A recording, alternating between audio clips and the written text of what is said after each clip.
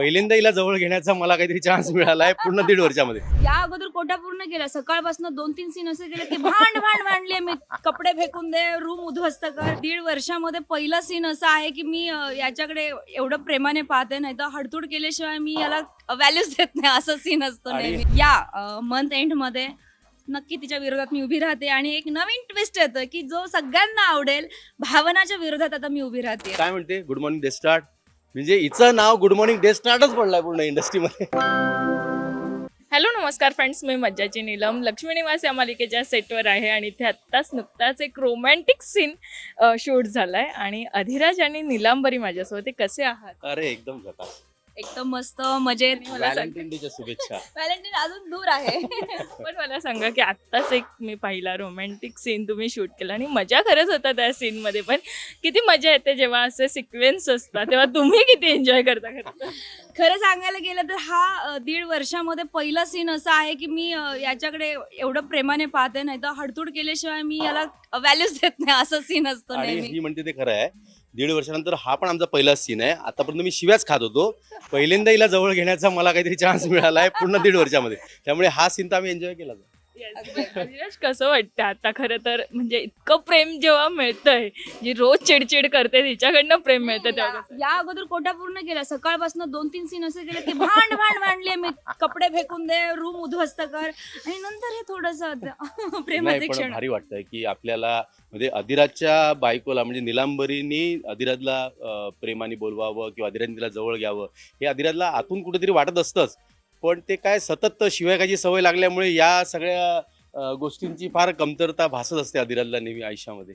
Yes, पण नीलांबरी आता आम्ही घरात बघतोय की भावना सत्ता चालवते आणि तू असताना हे खरं तर कसं जुळून आलंय. आणि मला सांग, तुला कसं वाटतंय खरं तर?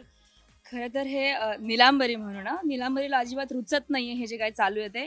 मग आता कट कारस्थान आणि काडीपेटी अवॉर्ड जर मिळालाच आहे तर आग लावण्याचं जे काम आहे ते मी करतीच आहे. आणि या मंथ एंडमध्ये नक्की तिच्या विरोधात मी उभी राहते आणि एक नवीन ट्विस्ट येतं की जो सगळ्यांना आवडेल.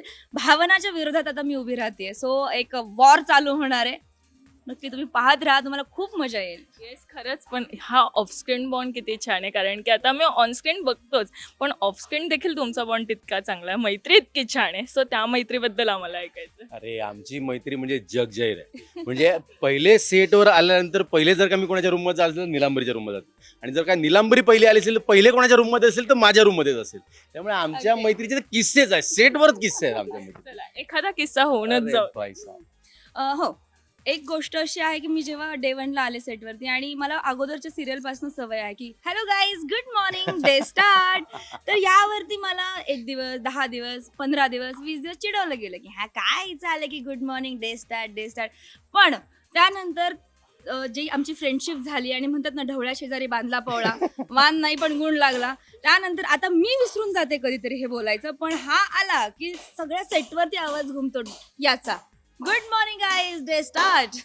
आता तुझ्याकडनंही झालंच पाहिजे. आता हिचे जे गुड मॉर्निंग डे स्टार्ट सुरू झालं होतं, सुरुवातीला जेव्हा आम्ही हिच्या डे स्टार्टमध्ये इन्क्लूड व्हायचो तेव्हा माझे इंडस्ट्रीतले अख्खे मित्रमैत्रिणी मला गुड मॉर्निंग डे स्टार्ट म्हणून चिडवायचे. मी अजूनही काय म्हणते गुड मॉर्निंग डे स्टार्ट, म्हणजे हिचं नाव गुड मॉर्निंग डे स्टार्टच पडलाय पूर्ण इंडस्ट्रीमध्ये. पण मला सांगा, आता व्हॅलेंटाईन डे आहे आणि आता तुम्ही रोमॅन्टिक सीन देखील केला. खऱ्या आयुष्यात व्हॅलेंटाईन डे कॉलेजमध्ये असताना कशा पद्धतीने, कारण कॉलेजमध्ये असतानाच ती एक मजा असते, तो एक ऑरा असतो आणि सगळीकडे ते सगळं पाहायला मिळतं. कशा पद्धतीने साजरे केले जायचे? आमच्या कॉलेजमध्ये जेव्हा व्हॅलेंटाईन डे साजरा केला जातो, तर माझं बॉईज कॉलेज होतं, त्याच्यामुळे आमचा तो ड्राय एरिया होता. आमच्याकडे मुली नव्हत्या, त्याच्यामुळे एक चिठ्ठी लिहून पोहोचवण्यामध्ये जी मजा होती ना पूर्वी, जे आता SMS मुळे किंवा व्हॉट्सअपमुळे किंवा ज्या सोशल मीडियामुळे सगळे जवळ आले, ती मजा चिठ्ठी लिहिण्यामध्ये जी होती याच्यामध्ये मजा नाही.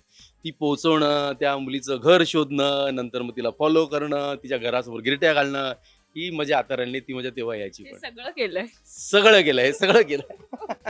नाही, मी नाही केलं कधी. म्हणजे असं वेळच नाही आली. घरातूनच सगळं बहिणी वगैरे, चुलत भाऊ किंवा काय असं ग्रुपने स्कूलला जायचं, ग्रुपने कॉलेजला जायचं, मग फटके मिळाले असते असं काही केलं असतं तर ती संधी मिळालीच नाही कधी आयुष्यात. आज तागायत नाही मिळाली, बघूयात या वर्षी मिळाली तर. मिळेल ऑल द बेस्ट मिळेल तुला. मराठी मनोरंजन सृष्टीमधील मालिका, चित्रपट, नाटक तसेच कलाकारांबद्दलच्या नवीन अपडेट्स जाणून घेण्यासाठी नक्की सबस्क्राईब करा इट्स मज्जा मराठी या आपल्या नवीन यूट्यूब चॅनलला.